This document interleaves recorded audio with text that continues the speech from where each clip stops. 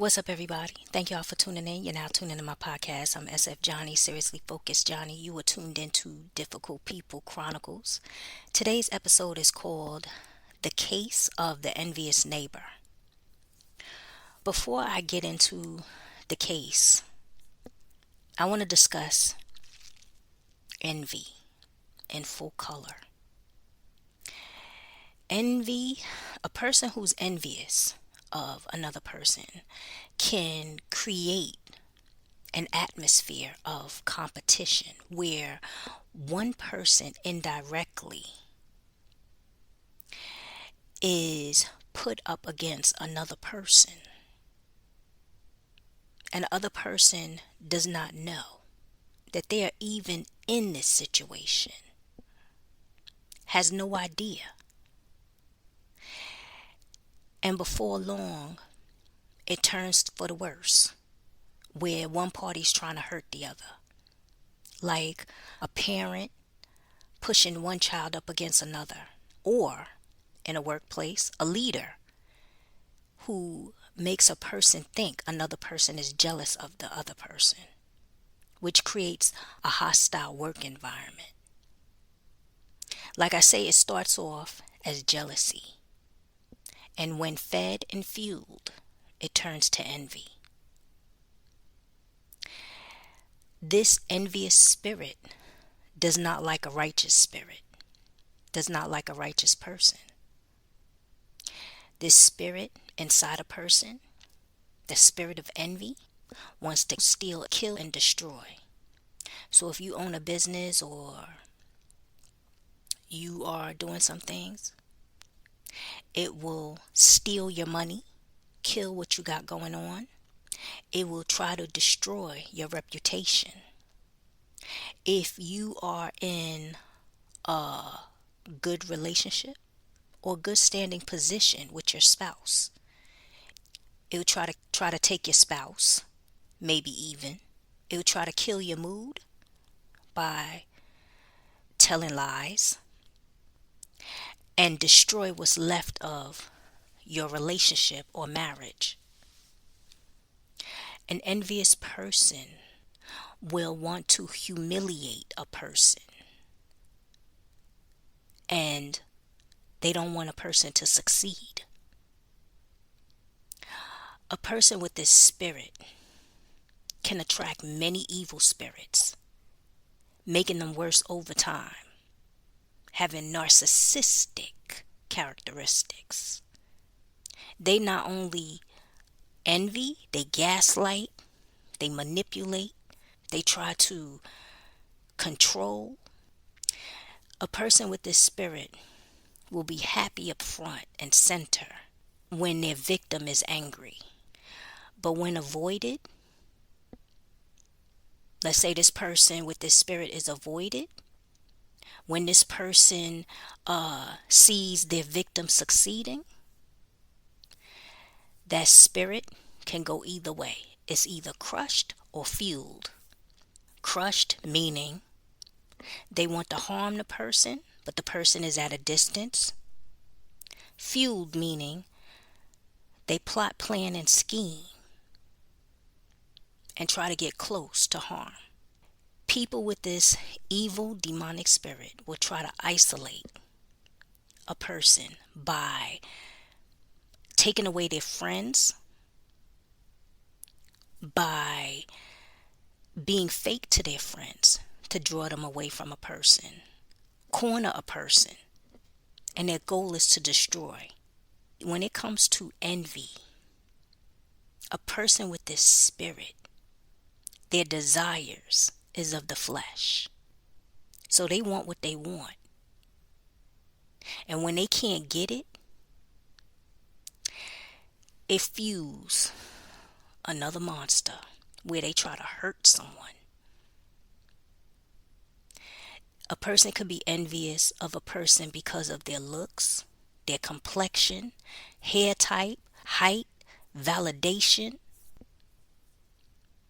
even the way their eyelashes curl. And like in this case where this woman was jealous of another person's relationship, A person can be jealous of a person because they are happy and they want them to be just as miserable as they are. But I'm going to get into that case shortly.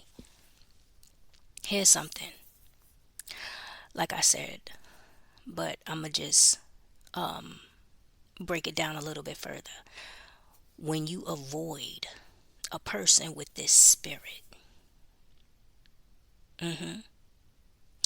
that person will get worse. Meaning, if you find a person is envious because of who you are, say you upbeat, and you fight to stay that way, happy, and you avoid the person with this envious spirit trying to dim your light, kill your joyful moments, kill your spirit, sooner or later they're going to work hard to manipulate situations to put you in the dark place, like create drama, tell lies, try to control you, put people up against you, put you in a position where you get angry, try to destroy your character. Know what envy looks like. Don't water it down, don't sugarcoat it, don't dismiss it for just saying, oh, this person is just a hater. Your role is to go to God, pray against that envious spirit, ask God to change your enemy's heart, have faith knowing that the enemies you see, you will see no more. Now let me get into this case. So in 2013, Melanie Smith, at the time was 43, and her neighbors were in their 20s. They lived upstairs from her. So in the UK and overseas, they call a push chair, what we call a stroller. Melanie Smith set this stroller on fire, killing the neighbors, their young son, a nephew, and a niece. And she was sentenced to 30 years. Let's talk about this spirit of envy inside of her. It started off where she was jealous and resentful of her upstairs neighbors. And she was jealous of her happy relationship. One of the things that was highlighted in the case is that she was angry because her relationship was a hot mess. Well, she didn't say hot mess, but I'm saying a hot mess, meaning that she suspected her boyfriend of cheating. Now, I always say in certain cases, I look for what I call the breaking point, or that one thing that fuels that evil spirit inside of someone. And that one thing was the night when she heard her upstairs neighbors being intimate.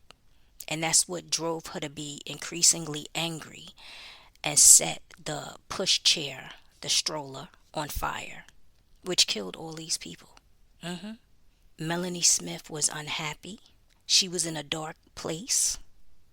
And this anger, jealousy, resentment had to have been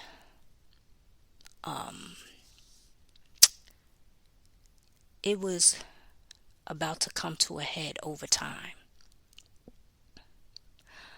Another thing that added to this is that she was drinking. And that's why it's important it's important to be sober minded, because when people drink, when people do drugs, it takes their mental state to a whole nother level where their anger is fueled. Jealousy, resentment was already on her heart because she was angry that they were happy. She was angry about their relationship. And then she went off the deep end when she overheard them being intimate. Like I said, I don't want people out there to take certain things lightly, because I'm not gonna lie. At one time I used to do that. I used to take certain things lightly. You know, you could have a person that is jealous of you and you think like, oh, that person's harmless. No,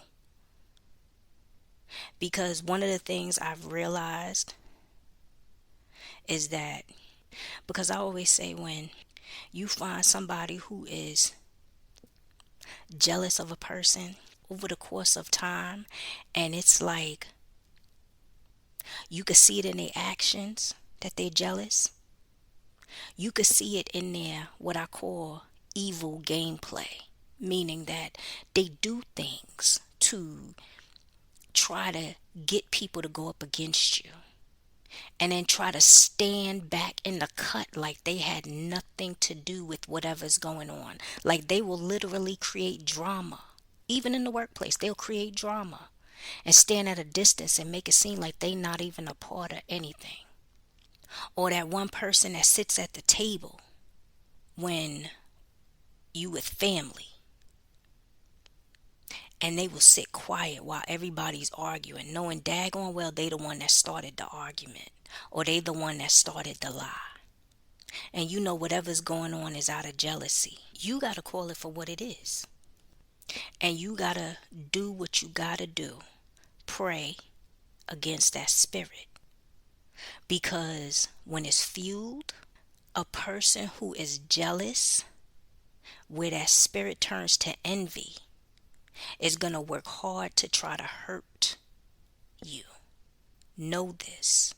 There was something else that was going on. Wait, I wanted to say, oh, yeah. So this just came to me. When you find a person is jealous and envious, and, you know, people tell you, go have a conversation with that person. Do that over the phone. Do that in a text message. I don't know who needs to hear that. Because that one conversation up front, close and personal, one word could trigger that spirit. And that situation could go left. What you think standing in front of a person could be for peace could end up deadly. But you have a lot of people sometimes that always want to resolve situations up close and personal. Like, oh, that person needs to see what I'm saying, or we need to sit down and talk. You sitting down and talking doesn't mean the other party's going to sit down and talk. We in the last days. And a lot of people out here don't want to work on that spirit that's inside of them. And you have people that will sit in the cut, try to call themselves bringing two people together, but they not really trying to bring two people together. They trying to create drama. And then they'll pretend that they had nothing to do with it. You need to go to God in prayer and find out what's your next move, because God will give you direction whether you should sit down with the person and have a up close and personal conversation, whoever this is for, whether you should do it over the phone or whether you should do nothing at all. Another story about envy and jealousy is in the Bible. In Numbers chapter 12, verse 1 to 15, Miriam and Aaron spoke against Moses because of his Cushite wife. But their criticism was really jealousy of Moses' relationship with God. And I use that situation because you find people out there that don't have a reason to be jealous of another person. And sometimes it's because they got God in them. And that's why they jealous of the other person, because they got God in them. They jealous of the other person because they got God in them. They jealous of the other person because the person is authentic. They jealous of the other person because the person don't run around gossiping, don't run around power tripping, don't run around looking for validation, don't run around begging for friends. Whatever that person gets is from God. And another person could be jealous of that person because of that. A person could be jealous of, and you see it now more than ever, of another person because they have the gifts of the Spirit. A person could be jealous of another person because God is leading them. And when a person is jealous of another person, listen to what I'm saying. A lot of times, it's what the flesh desires.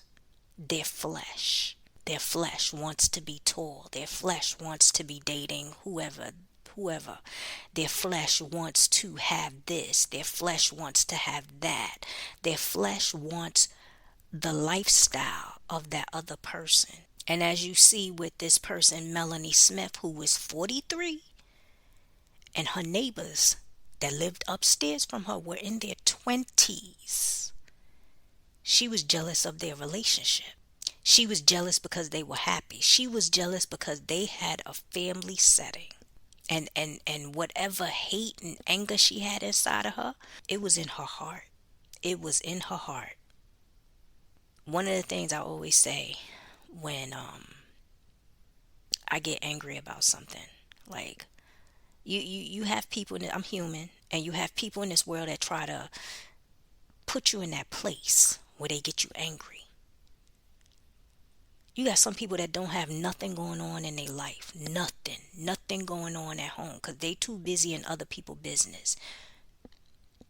And they try to put you in that place.